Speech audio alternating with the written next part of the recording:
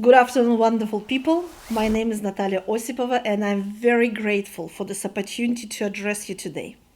I know most of you personally, and it makes it a bit harder and makes me even more humble to speak here as I know the amazing work you're doing and the experience you bring. I pray this next 20 or so minutes will inspire and challenge us and leave us with decisions to make and actions to take. In the last week of February, a couple of weeks before we heard about the pandemic and found ourselves locked in newly created, very temporary home offices, Isaiah 43 became really alive to me as I read my Bible. Verse 18 and down. Forget the former things. Do not dwell on the past.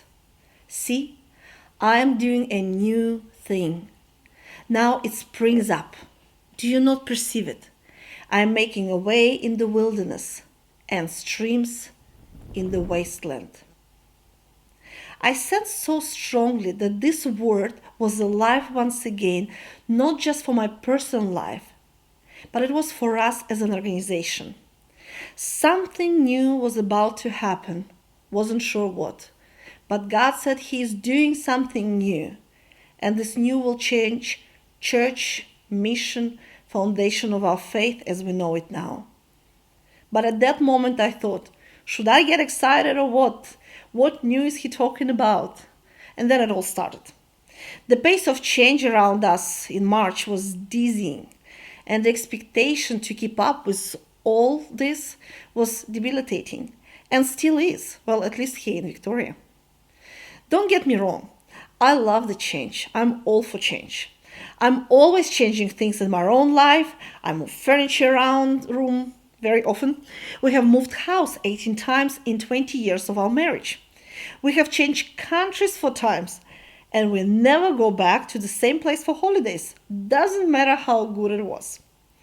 But this change, March till now, that's another level. Our entire way of life has been upended by this global pandemic. It has brought economic recession, escalated racial tension, brought fear to people, isolation, over-zooming, homeschooling. Just to name few of those difficult things that have interrupted our lives. But while our lives have been interrupted, you know what? God was not interrupted. The change was coming, change was necessary, and change was inevitable. God is doing something new.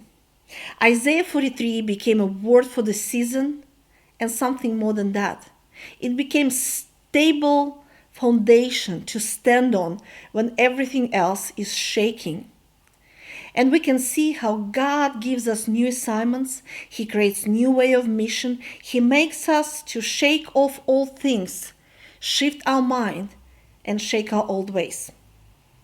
And for us as leaders, we can be really overwhelmed because we cannot grasp with our mind this new thing. None of us was prepared for it. None of us has studied it on our mission field or in our universities.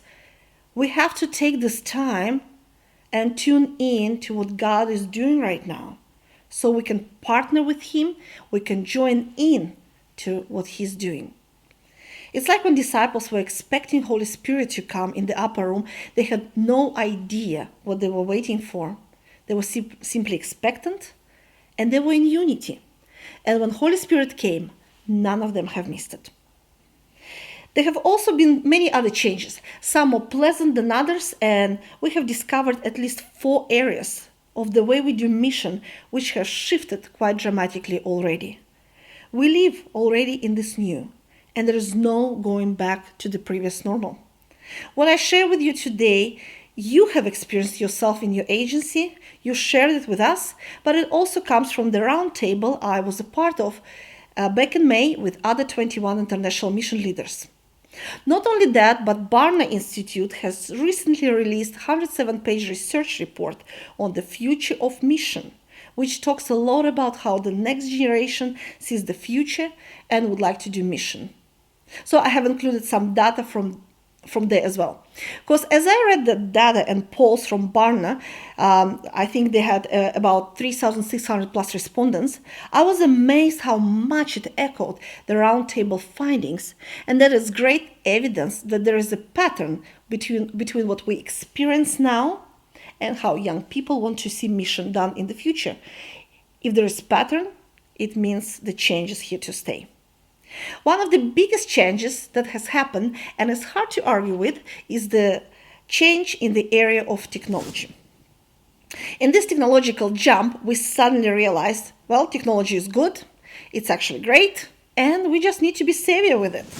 The learning curve that occurred and change that would normally take few years to achieve, well, if not decades, has been sped up. For example, in Missions Interlink, we have many people not wanting to change their ways. We beg them to install Zoom, to use messaging, to keep up the tech game and stop using hard copies up until March. And then suddenly, people who would only use Skype and read printed materials are now using Zoom, live streaming, they're using Facebook rooms, YouTube channels, QR codes, multi-link website, they're praying online and they're studying online, they're loving it. Courses that always claimed to be only available face-to-face, educational programs, had to reevaluate. The time has changed. It was not just a technology jump. It has opened up new doors to stay connected.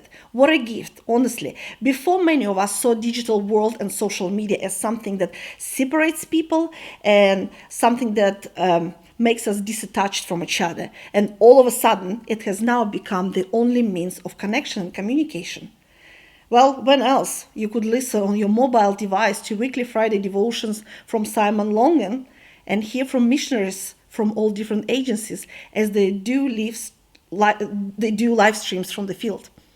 The world suddenly became smaller, and it took away all excuses from us not to connect with people who are close by and those who are far away. As everyone, like borders disappeared, even though they got closed, everyone became just a Zoom call away. Some missions have already realized that this is a new way of doing some things. It brought new opportunities for mission. Brisbane Church, for example, I know one of those, they moved the TESOL courses online. They used to teach English only immigrants in Queensland, and then now they're reaching out to countries around the world that they would never been able to send enough missionaries to. The creative shift is here to stay. Churches, ministries, organizations were forced to reevaluate the way they do services and have had to use technology to adapt. Now we, as mission organizations, we need to ask ourselves, are we utilizing technology enough for mission? What are the creative ways we can use to keep our mission going strong?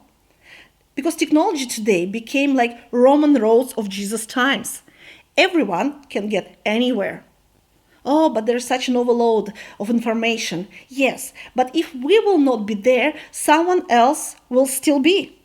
If people, when they scroll through their feed on Instagram or TikTok or just name Facebook, when they scroll through their feed, if they will not be able to find you, they will find someone else. My husband recently was invited by a church in Pakistan to speak at the Sunday service live. He doesn't even know them. But technology opens new doors. This will be an ongoing change as technology develops and upgrades, but it will leave behind many organizations who do not adapt quickly. It used to be somewhere back in the 90s that if an organization didn't have a website, nobody was taking it seriously. Now this is true for social media and live streaming, for YouTube channel. People Google and YouTube everything. So we have to be present in those spaces to mobilize and to bring testimonies from the field, to encourage people to fulfill Great Commission. You personally probably shouldn't be going on TikTok, I guess. Leave it to younger ones. Otherwise, the trend for businesses, ministries, organizations is to have a real face and real persons behind the name of the organization. Not just quotes and inspirations. It just doesn't cut it anymore. People are missing people. We need to get used to it and get out on social media more for fundraising, for mobilizing, for reporting, for simply connecting. I know churches who got really creative. They do online prayer breakfasts and mission coffee catch-ups while streaming their missionaries from the fields. They're able to meet their families, teams, to hear about amazing work they're doing even during the COVID. Of course, only if it's not a threat to security and mission is not a sensitive matter in that place. Technology is amazing for so many reasons. Data from Barna research shows an exponential increase in young adults praying for mission, investing in mission, going on long-term mission, if they have met a missionary personally and if they heard the story firsthand. Our commitment to this new open tech door that helps us enlist missionaries to interact with younger people in our churches will impact generations to come. Just imagine any small group can connect with missionary they sponsor. No need for emails, long reports. We're all just a Zoom call away. Digital communication is no longer an option. It's a necessity. It's a major channel of communication and face sharing. So let's use it more. Let's improve it. Let's invest in it. It's here to stay. The next point or the next sphere of change is, of course, collaboration. This shift has happened and it's hopefully here to stay. We can all admit that while we were isolated and socially distanced, the stock value of collaboration went up rapidly. We actually grew closer to each other as people, as agencies, and with our missionaries on the fields. First of all, here in Australia, the unity and desire to work together has developed in a very noticeable way. In the last 3 months only, as we all try to find effective solutions on how to deal with the new normal, Missions Interlink was able to gather over 480 people and invite them into conversation around roundtables, forums, and networks.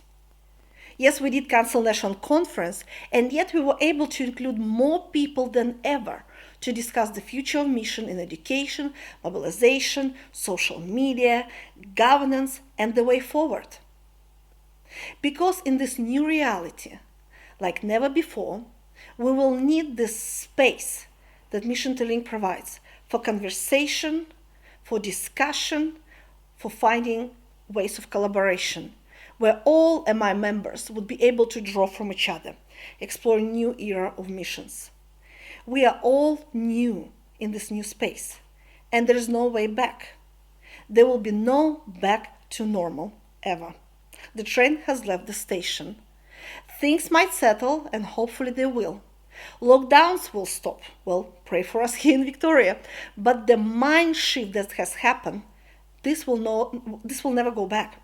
Especially because these changes that happen, they were long awaited by the next generation. And they're the ones we are working to mobilize for mission. So they were waiting, it happened, we just need to blend them together. So let's adapt as quickly as possible and include next generation in the conversation. Because the future of mission does not belong to many of us here, let's be honest, it belongs to them. The only way to influence the future of mission is to invest in the next generation now. They will be our legacy. In our increasingly polarized world, in order to collaborate, we will all need to be willing to give up some deep-seated values and preferences that no longer serve us well in this new normal. Jesus prayed in John 17, 2,000 years ago, not about courage or faith or even sound theology for his disciples, but that all of them may be one, so that the world may believe that you have sent me. He prayed for unity. As we can see over the centuries, one of the most significant barriers to the Great Commission has always been division and lack of cooperation. The result is duplication of efforts in some areas and major gaps in outreach in others. So while this new collaboration is happening, let's ensure it stays this way for us. Together, we will be able to find answers to the questions that next generation is raising now. What is a missionary after 2020? Again, going back to Barna's poll, young adults strongly believe in 4 new kinds of missionaries. They name entrepreneurs, business leaders, church leadership trainers, and artists. But of course, we don't need to stop there. We can get even more creative. But young adults don't get too precious about how mission was done in the past. And it seems they are well prepared for the future, the way it's coming. Which future that came a bit sudden to us wasn't sudden to them. They were actually waiting for it. So we need to include those precious minds in collaboration as we navigate in our new era. Another interesting observation about young adults was that they think there are too many of us. They get lost in the search and they give up. That's what they put on their polls. See, the next generation does not search for local cafes on individual cafe websites. They go to app that has the most of restaurants in the area or wherever, but it has to be all in one place. They don't search each taxi company in order to get around. They use Uber. They don't Google hotel prices on each hotel website. They use something like Booking.com or Expedia. So we have to come to a point where they will see all of us listed in one place, easy to identify and easy to connect with. And just briefly, let me mention, Missions Interlink has this amazing resource called missionseek.com.au. It provides all the information about all of us in one place. Please use it. It's free for all of my members. Make sure all your events are there, all your vacancies are there, all your mission trips are there, all your events are there. Because that's where young adults will find you. That's where next generation will be looking for you. Mission Seek attracts about 20,000 clicks a month. With this in mind, you would want to make sure your mission is listed there. Even financially, young adults, they want to give to mission on the go as they're prompted on their mobile devices. They want it easy, quick, in one click, in one place. Following this trend, we have created givehire.com.au. Put your projects there. Let's advertise it together. It costs you nothing again, but it's all of us in one place. Collaboration brings a lot of simplicity that next generation is looking for. So let's adapt the way we run mission here in Australia, a way of collaboration, being unique, distinct, and yet close together. Well, there's another shift that was discussed for many years, and some have adopted it and others didn't. But COVID has forced us all to start to think differently. And now I'm talking about indigenization of mission. Suddenly, we've all been confronted with the limitations of humanity as participants of God's mission. Those bans on travel have cut most of us from direct mission involvement and made indigenous believers realize they were too dependent on missionaries' help. And they were too dependent on our full involvement. We can see the shift has not only happened to us here, but it's happening on the receiving side as well, and we are yet to learn more about what's happening in their mindset. What will discipleship look like now? Where is our place in this new mission? All 22 international mission leaders at that round table back in May have reported they had to evaluate and ask themselves, have we been raising enough indigenous leaders? Are we doing it in the most effective and efficient way? Do we empower local people to mobilize and send out their people? Do we give them enough tools to bring transformation to their nations? Do we actually raise disciples who are able to run mission without our constant presence there? Well, the crisis has drawn a lot of attention to the importance of focusing on raising strong, godly local leaders and doing mission in cooperation with existing local churches and allowing local people to lead the projects. It's not a question of simply including this in our strategy. It has to be adopted and fully implemented, as this is only way. Because we don't just need it now, but according to Barna research, According to Barna research, that's how the next generation of missionaries believe the mission should be done. It does not mean that face-to-face, hands-on mission and discipleship will cease as we know it now. Not at all. That's not what I'm talking about. But the leadership roles will have to be passed on as we discern a change of time. The majority of millennials and Gen Z who were interviewed by Barna Institute were not on board with the way mission has been done before, and they're asking and wondering if this is the best way we can do now. They have expressed a lot of hesitation to be sent to lead and would rather go to serve alongside with locals as learners of God's big plan for Great Commission. And the last one, but not less important area that has shifted in the pandemic is our leadership. The way we led historically will not have the same impact in the new. Not here in Australia, not there on the fields. Leading mission in pandemic required something different from all of us. While some had to become really more decisive and look in the eyes of reality and make shifts and necessary changes, others had to go back to people and admit they didn't know it all. It does not matter how confident we were before the pandemic.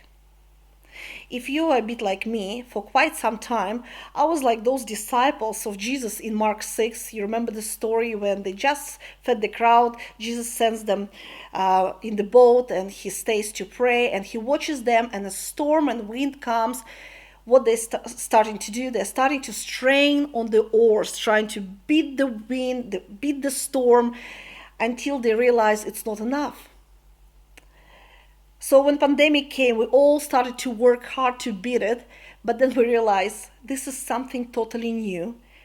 We have no experience of dealing with it. We need Jesus in our boat afresh.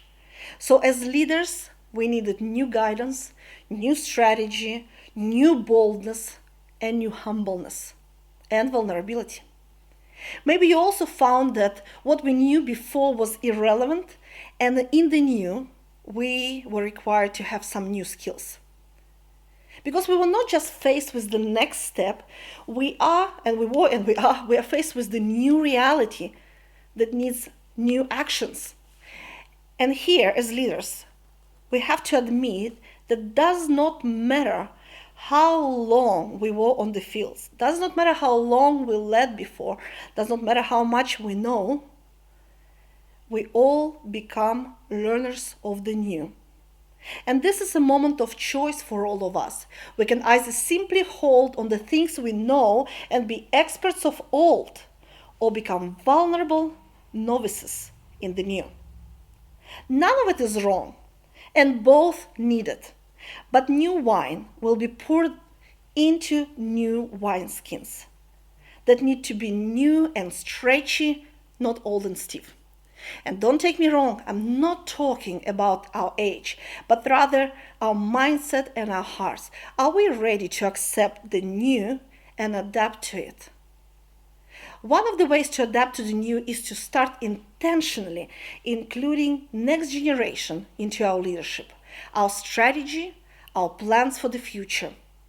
As they're adaptable, they're more soft and able to read the times, and they will be able to run longer. New wineskins are simply softer, so let's invite them into conversation again. Many of us have risked our lives and paid big price in the mission fields and in our personal walk with Christ.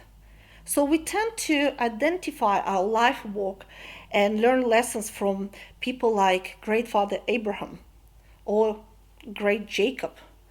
But the time comes to become an Isaac. All we know about Isaac is that he was a son of a great father and a father to a great son, and he walked in obedience. But the story of Isaac forms a bridge between parallel stories of Abraham and Jacob, connecting two great generations. Most of Isaac's story concerns his relationship with his father and his sons. And that's what we need to do today. That's what we need to become. We need to become a bridge between previous generations and the future of missions, giving a way and opportunities to younger leaders, intentionally looking for those who will now enforce our ministry but later take over it. We need to find courage to give them way. Most of us have started really young, yet we tend to hold really long. Let's make sure we have time to pass all our experience, knowledge, and gathered wisdom to the next generation. They have to be in our budgets to send them for the conferences, to expose them to magnificent things that are going around the world. They have to be on our boards as interns. They have to be at our strategic meetings. Whatever age cohort we are in, we have to practice good leadership, bridge leadership, leadership of succession. As we try to understand the future, let's be humble, let's ask them questions, and listen well. Why? Well, to become more like Jesus, yes, but also because the future of mission depends on it. Because the future of mission is not only what we do on mission fields, but what we do here in Australia. How well we lead next generation, how involved they are, how contagious our passion for mission is. So we have all looked at these 4 areas: collaboration, technology, indigenization, and leadership. It sounds like common sense, all these 4, as these changes were not hidden. All of us, we lived through them. But what I want to encourage all of us today is to accept those changes, to run with them, not waiting and hoping things will go back to normal. The new normal is here to stay, even if we see nothing normal about it. The sooner we recognize the changes here to stay, the quicker we will find new, creative ways to fulfill Great Commission and inspire next generation. Let them see example in us, in our vulnerable creative leadership. God is creating something new. We just need to be available for this change. Forget the former things, not to dwell on the past, and see how God is doing a new thing. And we know the story ends really well, as we all have read the final chapter. So let's walk into the future of missions, and let's walk together. God bless you.